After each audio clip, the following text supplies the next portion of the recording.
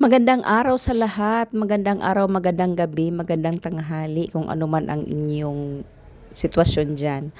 Ito ay linggo ng August, no? It's August 23. Basta naisipan lang namin mag-asawa na mag-ikot-ikot lang ba, magpunta kami ng Tagaytay.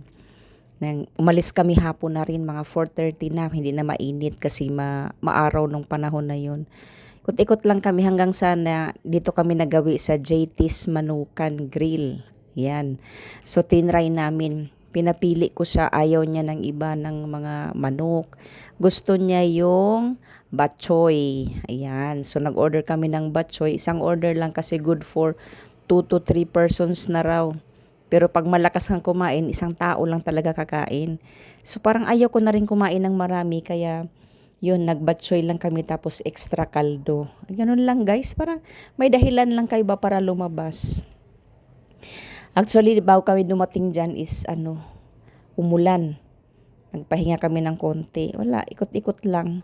Para lang may dahilan lang lumabas. Minsan-minsan para maiba. Maganda tong lugar na to kapag yung araw sana. Kasi overlooking siya sa Taal. Kaso gabi na kami, nakarating kami dyan. Siguro mga 7:30 na rin. Kasi bago kami punta dito ay nag-ikot-ikot muna kami. Ganun lang guys, no? Para lang ba ma-break naman yung monotony na laging nasa bahay na lang. So minsan lalabas, malapit lang naman kami dito sa lugar na to. Tapos maramdaman lang yung hangin sa Tagaytay na malamig, 'di ba? Malayo man ang Baguio pero nandito naman. So yung kanilang batchoy with egg, masarap din, hindi siya maalat. Ako hindi ko na nilagyan ng ibang mga pampalasa. So enjoy guys. So parang hindi naman ako na husto doon sa pinuntahan namin. Sabi ko, alika gala pa tayo. Kaya sabi ko magkape tayo. Sabi niya busog na raw siya. Sabi ko di bali kape-kape lang. Kaya nagawi naman kami dito sa Starbucks. Sa bandang unahan lang to. Parang lagpas lang siya ng kapilya ng Iglesia ni Cristo, doon yun.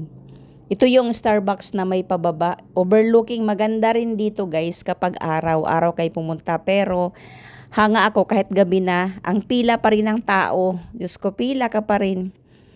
Kaya ayan, nagpark lang kami dyan. Wala namang bayad yung parking. Tapos, pagdating sa ibaba ay pumila rin kami. Hindi ko na gaanong nakuhanan ng video kasi ang tao naman, daming tao.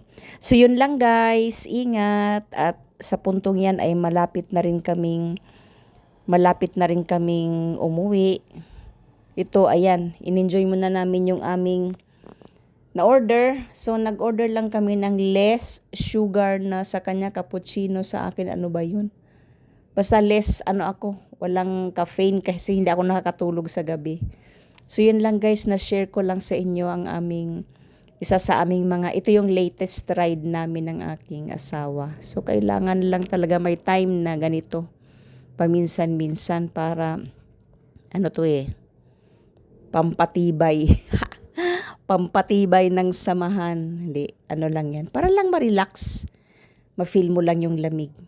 Ayan guys, so enjoy lang tayo dahil ang mga edad namin ay marapit na rin mag-senior. Pag senior na kami guys, meron na kaming discount dito. Yung ko nag-discount ba sila dito? Hindi ko rin alam. Tapos nag-order na lang din ako ng isang beef pandesal. Ayun. So okay na yan. Kumain na kami pero parang para maiba ba? Magkape. Hindi ako nahustuhan doon sa kinain namin. Tamang-tama, malamig ang panahon. So, kape-kape muna. So, sabi ko, chill lang tayo ha. We are not running out of time na madali tayo, di ba? Ganun, madali. Walang madali sa pamilyang ito. Tayo, chill-chill lang. Sabi niya, Sabi ko, mag-chill lang tayo, kumain ka na. Hindi niya ako nag-gets. Mag-chill lang tayo, kumain ka na dyan. Ayan. Kumain at magkape. Hanggang sa naubos ang kape namin. Siguro nakauwi kami, umalis kami dyan, mga, 9:30 na. Ayan. Hindi ko maklaro yung logo kasi sobrang liwanag.